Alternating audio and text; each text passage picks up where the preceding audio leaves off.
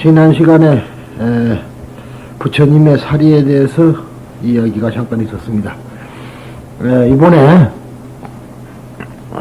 지난 11일부터 13일까지 월정사에서 부처님의 사리, 즉 사리 사상과 또 그 조사, 그러한 제목을 타이틀을 가지고 한일불교 문화교류회에서 이제 그 세미나를 했습니다. 일본 측에서는 일본 대정대학에서 오신 교수가 주제 발표를 했고, 한국 측에서는 동국대학교 인문대학장인 장충식 박사가 이제 그걸 했어요. 그런데 역시 이제 그 가서 보니까 학습이란 거는 눈치 써 몰라야 돼. 난나밖에 없고, 다 그랬었다면, 그날 월정사에서는 특히나 한 가지 이제 보궁, 정렬보궁, 불사리, 이제 그에 대해서 이야기가 좀 많았는데, 이번에 어찌됐든 새 보궁을 한 번만 다녀왔습니다. 오는 길에는 정암사로 들려서 또 그 다음에 영월 법궁사로, 그랬으니까 세 번은 들렸죠. 대단한 일을 했어요. 그런데 잠깐의 이야기는 놔두고, 부처님의 사리에 대한 것은 우리가 여러 가지로 고증되는 바도 많고, 또 어느 것이 사실 불사리가 진심사리가 과연 어느 것인가는 확실한 말이 없고요. 이제 치사리라 그랬고 스리랑카에 가 있는 거 있죠. 또 그 이야기가 있고, 또 지금 확실한 것은 모르는데 부처님 탄생했던 곳도 있죠. 그 가비라바스도, 가비라의 성, 그 근처에서 호로병 병 속에 담겨져 있던 사리를 발견을 했습니다. 그랬는데 거기에 기록이 확실히 잃지를 않고 훌륭한 분이 그렇게만 적혀 있는데, 그래서 그것이 부처님 사리가 아닌가 추정만 할 따름이지 진실로 얻는 것이라고는 좀 말할 수 없는데, 어찌됐든 그것은 신앙의 문제지 불사리가 과학의 문제가 아니다. 그렇지 않겠어요? 그래서 이제 법사리라는 거 있잖아요. 법사리. 우리가 이제 이 법화경에서는 법사리를 주려합니다. 경탑사상. 경탑. 그러니까 사리가 사리 전쟁이라고 들어보셨죠? 사리 전쟁. 결국은 사리 때문에 전쟁이 일어나요. 인도에서는 서로가 사리를 가지려고. 그래서 그런 일도 있었는데, 과연 지금까지 얼마나 남아있느냐, 또는 그 사리가 영원 불멸한 것이냐. 반야에서 말하는 변화하는 것이지, 죄는 무상인데, 수천 년, 만 년, 수억 년 동안은 사리가 그대로 존재한다는 건 그건 불가능한 일이다. 이렇게도 이야기가 되는 거예요. 그러니까 결국은 과학의 문제가 아니고는 신앙의 문제다, 이 말이죠. 그런데 우리 이제 여기서 지금 견보타품에서 중요한 것이 부처님의 사리가 8권으로 나눠진 것이 아니라 말하자면 분할된 것이 아니고 한 덩어리 일개로 돼가지고 말하자면 다보탑 속에 들어있다. 그것은 바로 모든 진리, 사상이라는 것은 하나로 통일된다는 일승사상을 표현한 것이라고 우리 보셔야 됩니다. 그러니까 지금까지 전통적으로 부처님의 사리는 전부 다 갈라져 가는 거란 말이죠. 그랬는데 여기서만이 유독히 사리가, 전신사리가 전신이 다 들어있다 하는 것은 아마 그런 이야기라고 볼 수가 있습니다. 지난 시간에도 그런 이야기를 좀 했습니다만은, 그래서 이제 우리가 보면은요, 우리가 보면은 보통 사람이 죽으면은 우리가 화장을 하더라도 한 군데다가 모셔져 있는데, 우리나라는 그 전통이에요. 근데 일본 같은 데 가보면은 수없이 있단 말이야. 큰 스님들 묘소가. 무슨 말인지 아시겠죠? 그러니까 자기가 어디 가서 공부했던 자리는 다 갖다 놔. 그런 거 있어요. 그래서 제 이야기는 저도 농담 삼아서 하는 게 아니고, 진실되게 말하자면 내가 죽거든. 우리 보살들 보고 내는 화장을 한 뒤에 그 유골을 몇 군데도 좀 갖다 놔 달라. 해인사나 무리 깎은 데도 좀 갖다 놓고, 또 한동안 오랫동안 머물렀던 법화사라는 자리도 좀 갖다 놓고, 뭐 이렇게 저렇게 해서 좀 그래야지. 한 군데다가 딱 갖다 가다 놓고, 그럴 필요가 뭐 있습니까? 이제 그런 생각도 해보는 겁니다. 아무튼 간에 여기서 중요한 것은, 이 견보타 부분에서 중요한 것은 바로 모든 사리가 다 한테 모여 있다. 또 부처님을 다보리를 보려면은 뵙고자 하거든. 그 당시의 부처님, 서가모니 부처님의 말하자면 분신들이 전부 모여야 된다 등 이러한 사상은 모두가 다 일승사상을 얘기한 것이라는 것을 말씀을 드립니다. 그러면은 이 진리라는 것은 그러면 지금까지 진리를 말해왔는데, 진리라는 것은 어떤 경우에 우리가 붙잡을 수가 있느냐. 흔히들 진리를 발견한 사람이 많다, 진리를 어쩐다 하지만은 진리라는 것은 그렇게 되는 것이 아니고, 단 무아일 때, 무아, 사심이 없을 때, 나라는 것이 없을 때, 아상이라는 것이 없을 때 비로소 진리라는 것을 우리가 붙잡을 수 있는 것이지, 나가 아상을 가지고는 절대로 이 진리라는 것은 붙잡을 수가 없는 것이다. 이런 제목을 타이틀 가지고 이 얘기를 드리겠습니다. 부처님께서 시방에 계시는 분신의 제부를 모여오게 하기 위해 사바세계에 있는 모든 중생, 즉 중생 그러면 천신까지 들어가죠. 천신, 인간, 수라, 아기, 축생, 지옥, 이렇게 말하자면 육도죠.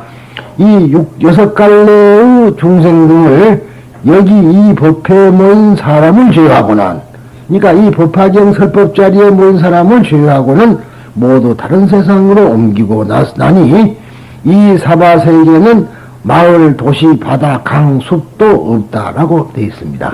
그러면은 왜 이 법화경을 설하는 데 있던 사람만은 제외했느냐 하는 문제인데, 여기 있는 사람들은 이미 다 보살이 됐다 그런 얘기예요. 그러니까 지금 여기서 우리가 무엇을 이야기를 하고 싶냐 하면은, 견보타품을 배울 때는, 즉 야광보살이 처음 등장하던 법사품 제11이 말이죠. 10에 와서는 이미 중생은 없다는 거예요. 법화경을 듣는 사람은 중생은 아니다는 거죠. 제가 흔히 밖에 다니면서 설법할 때, 여러분들은 모든 업장을 내가 다 씻어줍니다. 업장을 다 없애줍니다. 이렇게 말하면요, 의아하게 생각하는데, 업장이라면 뭘 보고 업장이라 그럽니까? 나의 행위가 성불의 장애가 되는 거란 말이죠. 그것이 업장이라, 성불의 장애가 되는 것이 업장이지, 무슨 다르게 흔히들 업장이 두꺼워가지고 고생을 한다는 등등 그러지만은, 보살은 당연히 고생하게 돼 있어요. 그렇지 않습니까? 중생을 교화하려고 보니까 중생 속에 뛰어들어서 중생과 같이 생활하면은 고생을 하게 마련이라는 거죠. 그건 고행이라. 고행이 따로 있다고 말. 근데 우리들은 그것이 아니고 고행이 따로 있다고 생각해서 산에 가서 돌을 닦고 풀나무를 먹고 아무것도 안 먹고 그렇게 생활하는 것이 고행인 줄 알고 생각하면 안 됩니다. 우리 삶 자체가 고 아닙니까? 삶 자체가 고라는 말이에요. 그러니까 법화경에 벌써 하는 것은 다 고행이라는 거죠. 그러니까 설법을 해서 중생을 교화한다는 것이 얼마나 어려운 일이냐. 그게 난행이란 말이죠. 난행 고행. 그래서 하는 소리입니다만은, 그래서 여기 계시는 분들만 하더라도, 또는 이 테이프를 듣고 있는 사람만 하더라도, 이 경우에 대해서는, 이걸 말하자면은, 소위 견보타품에 와서는 이미 중생이 아니라는 것을 본인 스스로가 확신을 해야 됩니다. 그러니까 여기 있는 사람은 죄했다고 되는 거예요. 이제 지금 이 법회 자리에 있던 사람은 이미 중생은 아무도 없다. 그런 얘기입니다, 이게. 그런 복성이 있다는 걸 잘 아셔야 됩니다. 그렇게 이해 안 하고 나면, 어째 부처님이 그 중생들을 전부 다 보내버리고 이렇게 사니까, 이게 무슨 뚱딴지 같은 얘기냐, 등등 이렇게들 다 오해를 하는데, 그렇게 간단한 얘기가 아니라는 것을 지금 말씀드린 겁니다. 여기서 도시, 마을, 도시, 바다, 강, 숲이 없다는 것은 사람들의 마음이 현상을 초월하고 공으로 돌아가는 것을 상징한 것이다. 그렇죠? 왜 없어? 있기는 있는데, 있지만은 그것을 보면은 색즉시공이다 이 말이야. 이제 전부 다 공으로 돌아가게 되니까 없는 것이지 어떻게 현상적으로 없을 수가 있는 겁니까? 그렇잖아요. 그래서 이제 지난 시간에 말씀드렸지만은 어떤 그 비구니 하나가 이화여대를 나왔다 그래서 이제 와서 법화경을 배우겠다 그래서 이제 공부를 좀 하더니 책을 내준 것을 읽어보라 하니까 1등에는 이거는 도대체 이 책이 믿을 수가 없는 거다 그런 얘기라. 그래서 내가 믿음도 없는 것이 믿을 수가 있겠느냐? 믿음을 가지고 이것을 봐야지 너의 그 얄팍한 지식을 가지고 본다면은 이거는 이해 소화가 안 되는 거다. 이제 그렇게 이야기를 했는데 끝내 견디지 못하고 말하자면은 막 다른 의미로 보면 같은 스님이지만 퇴적을 해버리고 말았다. 이제 그런 얘기가 되겠습니다. 다른 종단으로 갔다는 얘기입니다. 산도 강도 숲도 마을도 없는 텅 빈 공의 세계. 그곳에는 인간이 영위할 것은 하나도 없는 오직 부처님의 광명만이 비치고 있으며 사람들은 무아의 마음으로 그 빛을 받고 있는 것이다. 이와 같은 마음의 세계를 말하고 있는 것이다. 우리들은 공의 마음, 무아의 마음이 되지 않으면 눈에 보이지 않는 진리를 붙잡을 수 없다. 예를 들면 이것은 과학적인 진리이지만은 뉴턴이 썩은 사과가 나무에서 떨어지는 것을 보고 지구의 인력을 깨달았다고 하는 유명한 이야기다. 만유 인력을 발견했다면 다 아시는 얘기 아니에요. 그런데 그때 뉴턴은 멍하니 생각에 잠겨 있었다고 하지만 결국은 무아의 상태에 있었던 것이다. 멍하니 있었던 건 그래요. 그런다고 해서 우리가 아무 생각 없다고 멍하고 있다면 무아가 아닙니다. 그런데 이제 그 서양 사람들은 공이라는 사상을 확실하게 모르니까 이렇게 말했던 것이지 무아 상태다. 현실적인 인간의 생활에서 떠난 일종의 방심 상태에 있었지만 마음속에서는 생생하게 활동하고 있는 그런 상태였다. 마치 참선하는 사람이 좌선하고 있을 때의 경우와 비슷한 것이다. 거기에 사과가 툭 떨어졌다. 그 순간 속마음이 활동을 하며 깨친 것이다. 그러니까 길에 가다가 닭소리를 듣고 깨쳤다. 그런 사람들 있죠. 또 싸움을 하는 사람들, 서로가 멱살 잡으려고 싸움을 하던 사람이 싸움이 끝나고 머리를 극적하면서 면목이 없습니다. 그런 말 갖고 깨친 사람도 있고요. 깨친 사람이 여럿입니다. 그런데 또 우리 부처님께서도 새별을 보고 깨쳤다 그러고 있죠. 새벽녘에 금성을 보고 깨쳤다. 새별을 보고 깨쳤다 이 말이에요. 그러니까 그것은 결국은 사심이 없으나 마음속은 생생하게 살아있다는 얘기입니다. 먹는 잠들었다는 병신이 같은 그런 상태에 있었다는 건 아닙니다. 만일 뉴턴이 잠깐이나마 저 사과를 주워 먹을까 했다든지 또는 맛이 어떨까 맛있을까 어떨까 했다든지 혹은 썩은 것은 아닐까 하는 그와 같은 잡념 즉 나에 대한 마음을 가지고 있었다면은 사과가 떨어지는 것을 보고 어디 맛 좀 볼까 등등 사과라는 것에 사로잡힌 생각을 일으켰을 뿐 지구의 인력이라고 하는 커다란 문제를 문득 깨달을 수는 도저히 없었을 것이다. 그렇죠? 거기에 사과에 집착을 해버렸다 이 말이야. 그러니까 그렇게 해서는 그건 안 되는 것이다. 선정이라든가 삶의 중요성은 바로 여기에 있는 것이다. 그것은 속세를 떠난 성문명각에게는 매우 필요한 수행이었으나 특히 현실 생활을 영위하고 있는 우리들에게는 더욱 필요한 것이다. 사실은 참선을 하는 스님들에게 필요한 게 아니라 현실 생활 속에서 살고 있는 우리들이 사실은 더 필요한 겁니다. 그런데 참선해라 그러니까 그냥 가서 앉아만 있어서는 소용이 없고 정말로 참선이라는 것은 자기가 아상을 없으면, 이게 아상을 없이는 방법이 쉽지 않으니까 화두선을 하는 거예요. 화두로 바꿔버려야 되지 않아요? 화두로. 다른 이야기로 바꿔야지, 나에 대한 이야기, 왜 시무라요? 소를 왜 말해요, 소로? 앞에 있지 않는 소를 말하자면 우리가 추구하다는, 거기에는 나라는 것이 없어진다. 그런 얘기입니다. 그래서 말했고 소 자체가 인도에서는 성스러운 하나의 짐승이 있다면 또 그렇게 표현을 했고 또한 그래서 부처님은 소라 그러잖아요. 와우정사, 부처님이 누워있는 정사라고 와우정사다, 속아 누워있다. 이렇게 해서 이제 시무장인이 뭐니, 그렇게 이야기를 하고 있는 겁니다.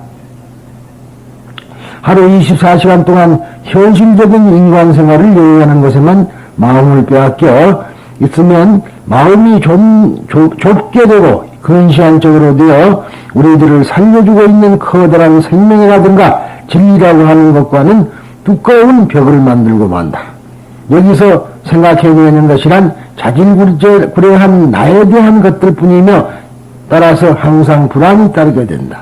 또 그 나와 너 대상이 서로 부딪혀서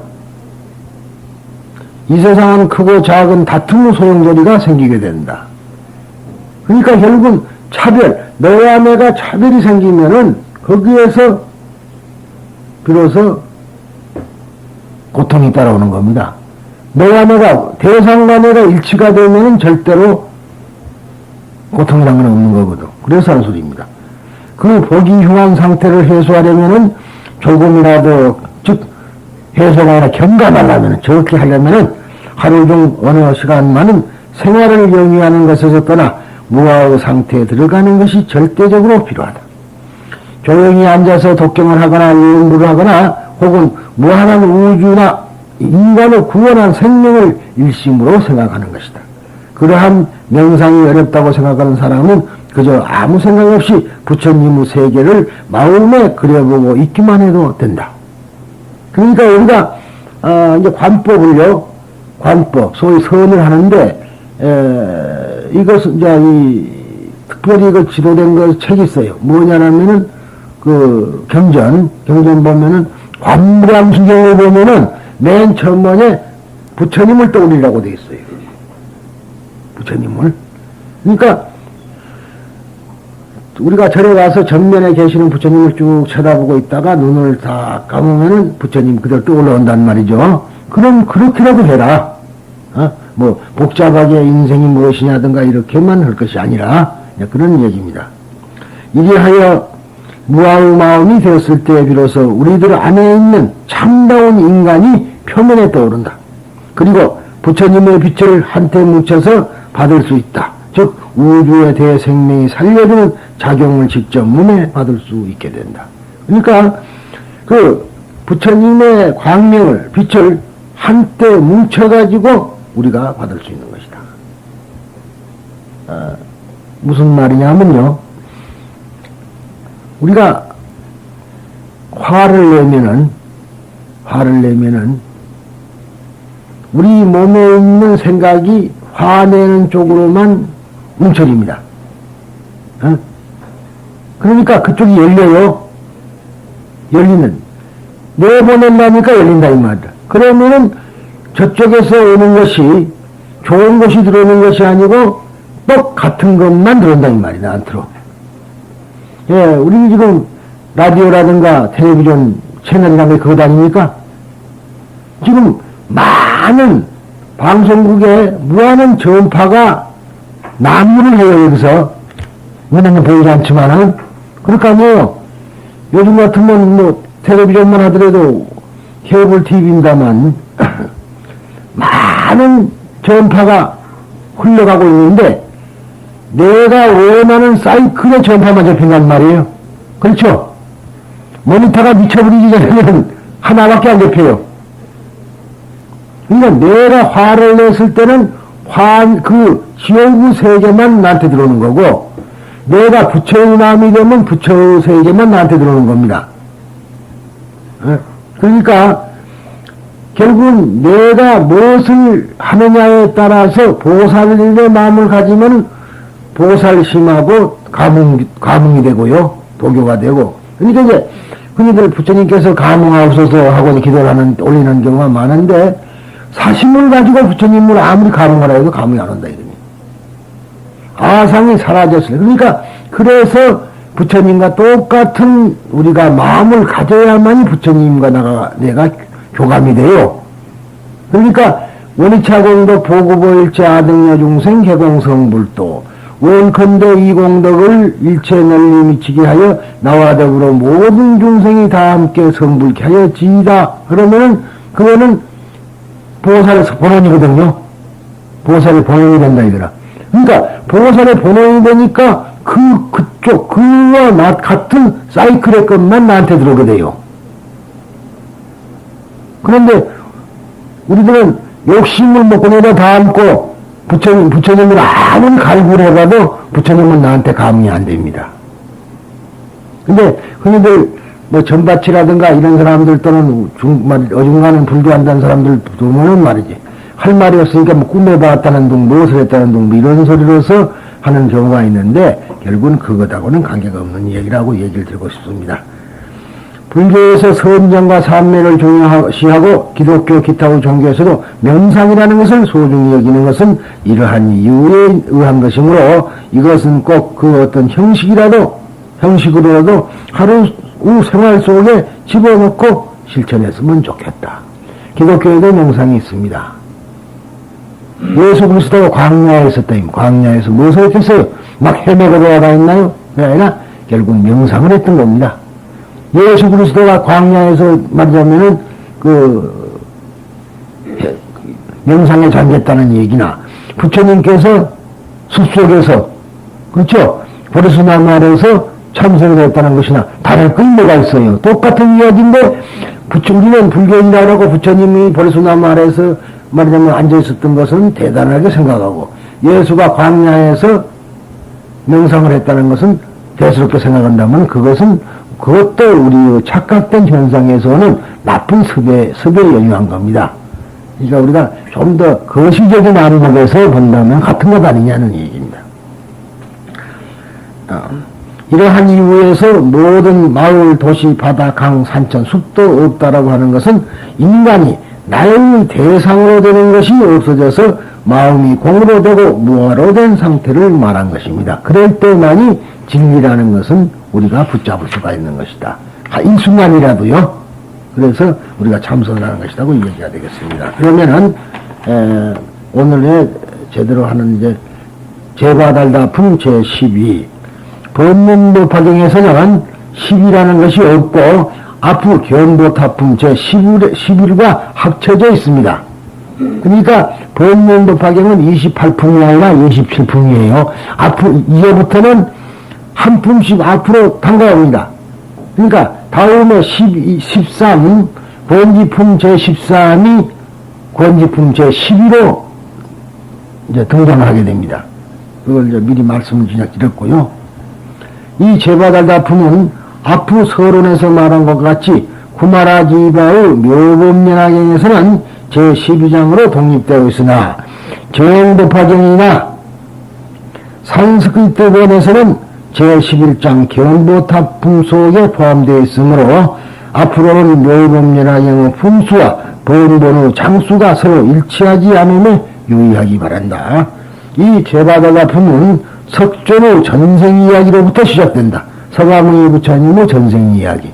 근데 이렇게 자꾸 전생 이야기가 나오니까 나라는 실체가 있다고 믿는 사람이 많은데 서가모니 부처님도 실체가 없는 겁니다. 그런데 이것도 중생이 알아듣기 쉽게 말하려고 전생 이야기를 한 것이지 부처님 이것이 선교방편이에요. 그렇지 실질적으로 부처님의 전생이 있었다든가 이런 말을 한다는 것은 그거는 잘못된 생각입니다. 그것은 현재의 석존이 아득히 먼 옛날에 어떻게 하여 법화경을 얻었던가 라고 하는 석존의 과거 수행 이야기이다. 석존께서는 이 법회에 모인 보살과 천신들과 사람들, 비구, 비구니의 모든 사람들에게 이렇게 말씀하신다.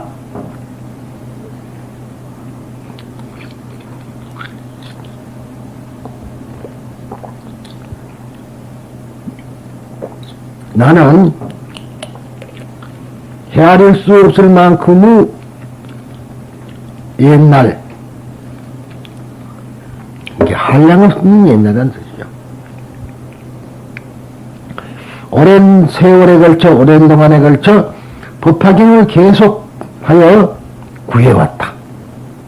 법화경을 들으려고 가르치는 게 경이라니까 지금 말하는 묘법연화경이라는 것이 아니고 법화의 가르침을 말하는 겁니다. 법화의 가르침은 뭐냐 하면은 하얀 연꽃의 가르침이란, 연꽃에 비유한 가르침이라는 거니까, 적게 보면은 법화경은 28품은 함용자로 보통 씌어서 69,380노자가 법화경으로 아는 사람이 대부분입니다만은, 좀 더 거시적으로 보면은 이 세상의 모든 부처님의 84,000의 법문이 모두가 다 법화경입니다. 그걸 또 아셔야 된다 이 말이에요.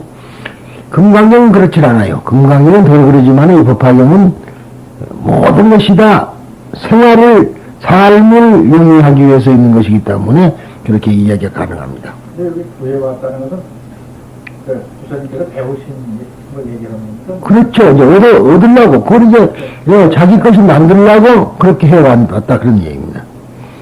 그러니까 자칫 못하면 견뎌내 보는 걸로 그렇게 하지 마라 그 소리를 한 겁니다.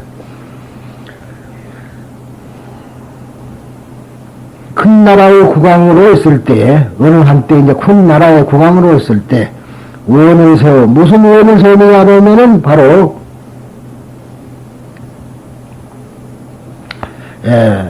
최고의 깨달음을 구한 거죠. 최고의 깨달음. 그러니까 불도, 무상도를 구한 겁니다. 구해왔다.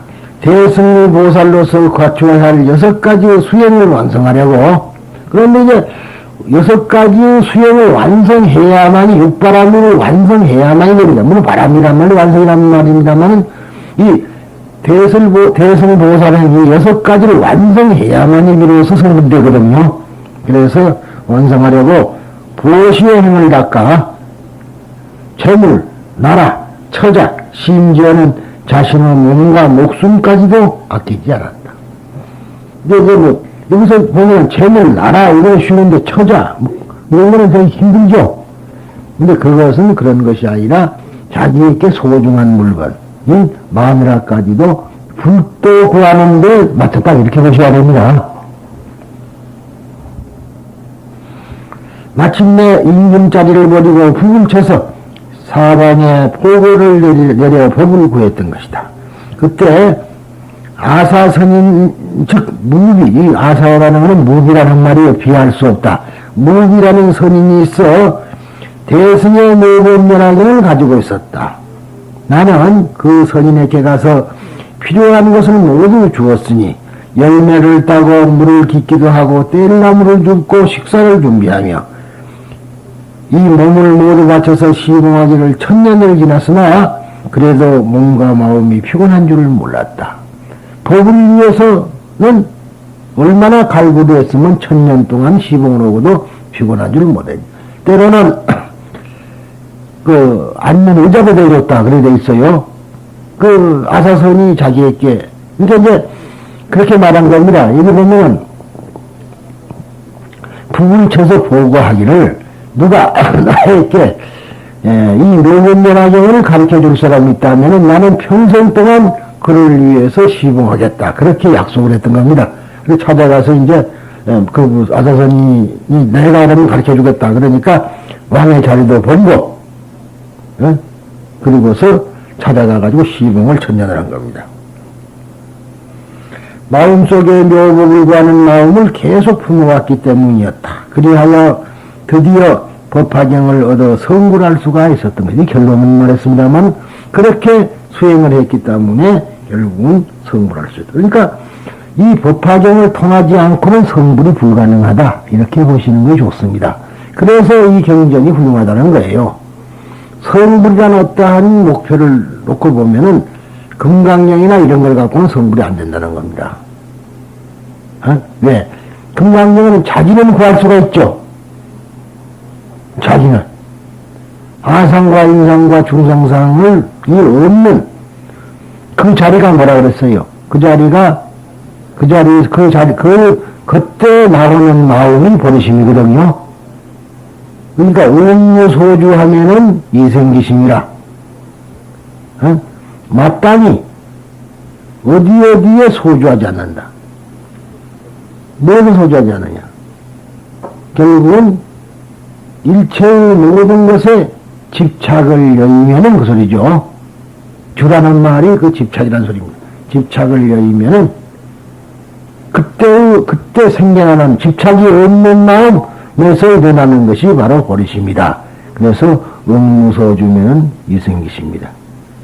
여기에 재밌는 얘기 하나 있어요. 일본 사람인데 이 부인이 공부도 별로 하지 않았는데 뭐냐면은 금강경을 독성을 했다 이 말이야.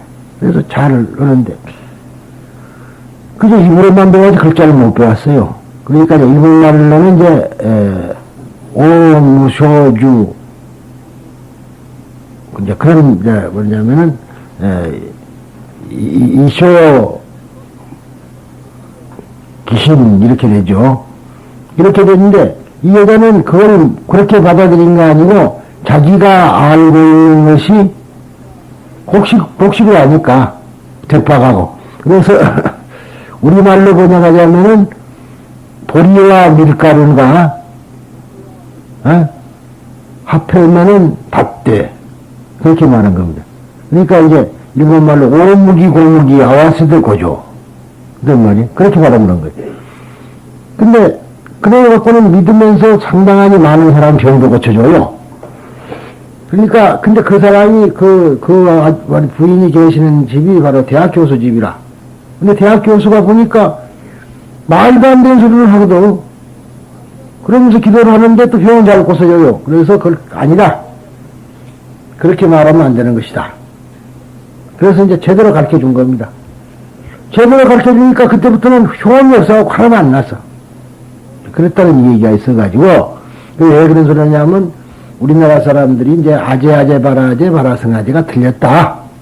제대로 하자. 그랬더니 이제 일본 사람들은 그런 일도 있는데, 그냥 하자. 뭐 이런 경우도 있고, 여러 가지 반론입니다. 그런 것이. 그러니까, 여하튼 이것은 믿음이라는 것이 사실 중요하다는 얘기입니다. 그런데, 서가모니불은 이상의 법화경을 구하는 과거세의 수행을 대중에게 설하고 그리고 과거세와 현재와를 연결시켜서 이렇게 말합니다. 그때의 왕이야말로 지금의 서가모니다 이 말이 전생은 나다 나이며 내가 섬긴 성인은 누구인가 하면은 지금의 대받았다 제받았다 그럽니다.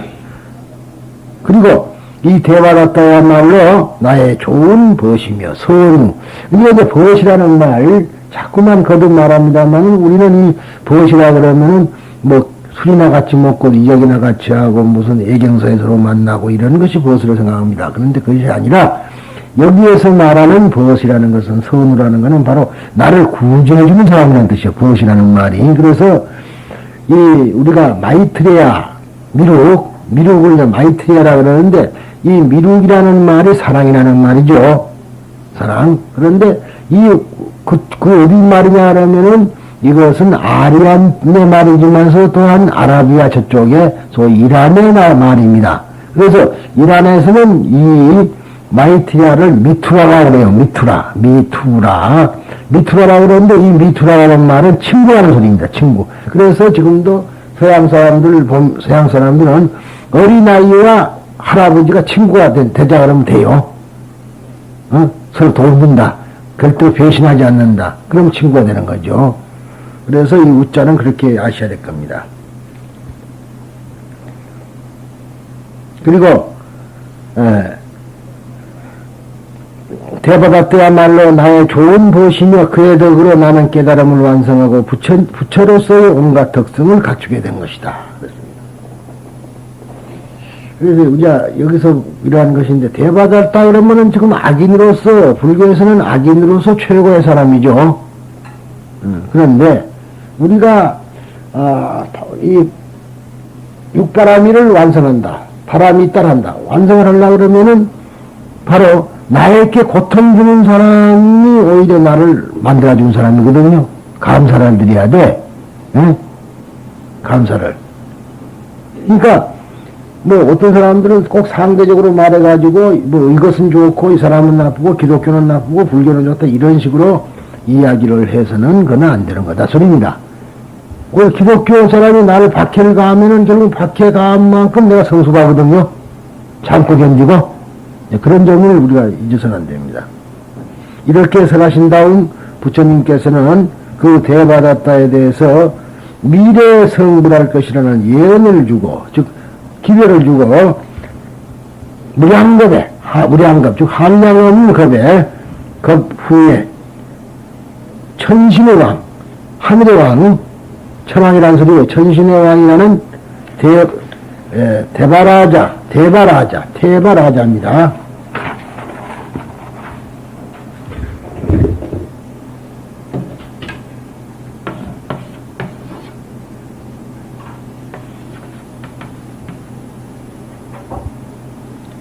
이 대바라는 말은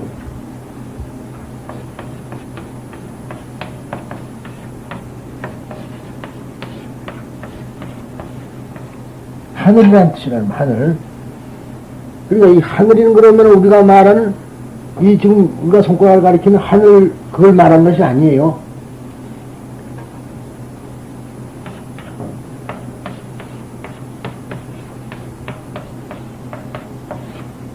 천신의 왕이라, 천왕이라는 말은 하늘의 왕이라는 건 천신의 왕이라 소리입니다. 그래서 또 라자라는 말은 왕이라는 뜻이란 말, 왕, 라자 가고 그러죠. 라자. 그래서 그 왕이란 대바라자, 즉 천왕열이라는 부처님이 되리라고 보증한 것이다. 그리고 대중을 향해 미래세 만일 선남자 선여인이 있어 묘범면하경의 제바달다 풍을 듣고 티없이 맑고 깨끗한 마음으로 믿고 공경하며, 그 중에 믿고 공경하며, 믿어야 된다. 그러니까 티없이 맑고 깨끗한 마음이라는 뭐예요? 분별력이 없다는 소리죠. 뭐가 티없이 깨끗해요? 분별력이 없어지니까 깨끗하지. 그래서 믿고 공경하며 의심치 않고 또 이 가르침에 대해서 당혹하지 않는 사람은 지옥악이 축생계에 떨어지지 않고 시방의 부처님 앞에 태어날 것이며, 후생입니다. 후생. 그 태어나는 곳에서 항상 이 가르침, 즉 법화경을 들을 것이다. 만일 사람이나 천신으로 태어나면 매우 높고 거룩한 즐거움이 가득 찬 생활을 할 것이며, 물질적이 아니라 정신적인 거라는 말이죠. 부처님 앞에 태어날 경우에는 부모의 몸을 의탁지 않고 자연히 연꽃에서 보살로 태어날 것이다. 그걸 화생이라고 한다. 화생.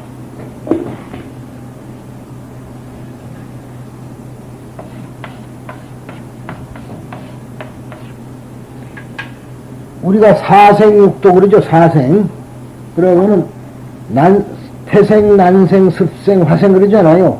그러니까 보통 귀신으로 태어난다. 그런데 왜 귀신을 말하냐면은 우리가 보통 태어난다 그러면은 나무 뱃속을 통해서 나오는 거죠.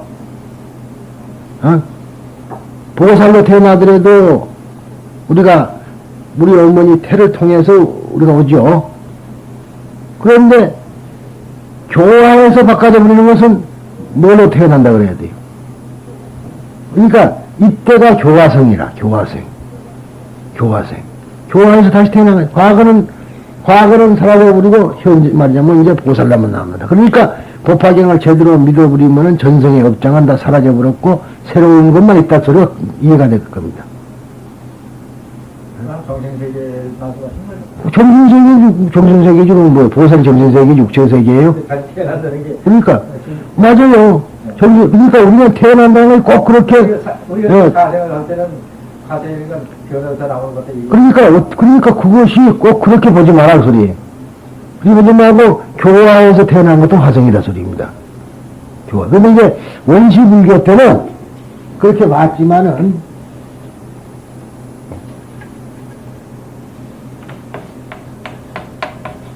변화생이거든요. 화생, 변화. 그러면 변화하는데 말하자면은 우리는 지금 물질적인 어떠한 육체의 변화를 보고 있는 거고 불교에서는 마음을 본 거거든요. 그렇잖아요. 지금 사생할 때는 그러니까 몸의 모양을 그러니까 자꾸 육체를 보고 있는 거고 우리가 말하는 거는 지금 정신을 말하는 거다 이 말. 그러니까 그러니까, 이건 이제 그때 우리가 보면 방편품에서, 비유품에서 나옵니다만, 방품 나오고, 사리불이 뭐라고 하냐면, 나는 부처님의 이제는 참아들입니다. 그러거든요. 부처님 입으로부터 태어났고, 그런 거에 나온다. 부처님 입으로부터. 그러니까, 부처님 입으로, 부처님, 지가 토끼 새끼인가? 토끼가 입으로 나오잖아. 안 그랬으면 말이 하도 작다가 보니까 입으로 나온다. 그렇게 아니, 밥을 튀기만 하니까 그런 거인데. 그래서 입으로 나온다 그러니까 캑 한 번 나오거든. 근데 그런 건 아니거든. 근데 그때만 하더라도 입으로 나오는 게 뭐예요?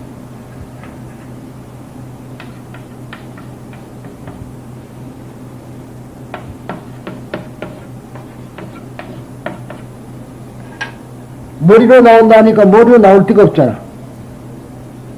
머리로 어떻게 나와요? 이게 입으로 나온다는 거예요, 또 구세. 머리로 나오는 거 있었죠? 어떠한 부류가 머리로 나온다 그랬어요? 옆구리로 나오는 거는. 그러니까, 바람은 머리로 나온다고 그랬어요. 입으로 나오는 거라. 그 다음에 찰철이, 소위 구샤트리아는 옆구리로 나온다고 돼 있죠. 그래, 부처님이 옆구리로 나왔다는 것은 부처님의 출생 계급을 말한 겁니다. 누가 말할 때, 부처님이 제왕 수술해갖고 나와갖고 엄마가 빨리 죽어버렸다는 사람이 있더라고. 근데 그때 제왕 수술이 있었겠어요? 근데 그건 아니라, 옆구리로 나왔다는 건 구샤트리아, 즉 찰철이었다, 그 말하는 거예요. 그 다음에 보통 하템으로 나온다면 이제 페이샤, 즉 말하자면 평민이고, 그 다음에 수두라가 되면은, 수다라가 그러지만, 수두라가 되면은 발꼬락에서 나오고 발등에서 나온다. 그렇게 말을 했던 겁니다. 그러니까 여기서 우리가 화생이라는 걸 이제 그런 차원에서, 전체의 차원에서 봐야지, 꼭 물질적인 차원, 태란, 그러니까 습도 그렇죠. 그렇지만은 그 화라는 건 그런 뜻은 아니고. 그래서 부모의 몸을 의탁지 않고 나오는 길이 뭐냐, 이 말이에요. 어떻게 나왔어요? 예수도 나오려면 성모 마리아를 배를 타고 나왔는데, 어떻게 나오겠어요? 그것은 바로 물질 세계를 말하는 게 아니라는 걸 지금 얘기를 하는 겁니다. 맞어. 그러니까, 이 법화경의 이 구절이 천도문입니다. 천도문. 아주 기가 막힌 천도문이거든요. 이제, 이 좋은 규절이 있는데, 이거는 쓸데없는 소리만, 어느 교단에서는 제바달다품이 좋다는 말은 들었나봐. 천도하는데, 그 제사 지낼 때는 꼭 제바달다품을 하는데, 이 사람들은 이 구절은 빼고 딴 것만 해요. 그러니까 하는 말이, 진짜를 빼놓고 왜 딴 것을 하냐, 이 말이야. 이것도 제바달다품이 들은 소리거든요. 그런데, 딴 소리만 해요. 그거는 천도문이 아니라, 진짜 천도, 그렇잖아요. 누구든가 내생을 정리하는 거 아닙니까? 내생. 여기서 이제 앞으로 우리가 태어날 것이다. 그런 얘기입니다. 라고 말하며 미래의 세상에서 이 제바달다품을 믿고 공경할 것을 권한다. 그런데 이상으로 이 장의 전반에 대한 개요를 살펴보았다. 여기에서 테마는 석존의 과거 법화경을 구하기 위한 수행과, 즉 구법 수행과 대바다의 수기다. 이 두 문제입니다. 수기. 이것이 과거와 현재와를 연결시켜 하나로 결부시키고 있다. 법화경이라는 경전이 현재의 석존에 의해서 처음으로 설해져 세상에 나온 것이 아니라 이미 아득히 먼 과거세부터 많은 부처님들에 의해서 설해온 것이라는 생각은 이미 제1장 서품, 제7장 화성품 등에서 설해져 있다. 제1장은 뭔거니 1월 등명불이 사왔고 연등불을 이렇게 나오면서 계속 법화경을 설한 걸로 되어 있습니다.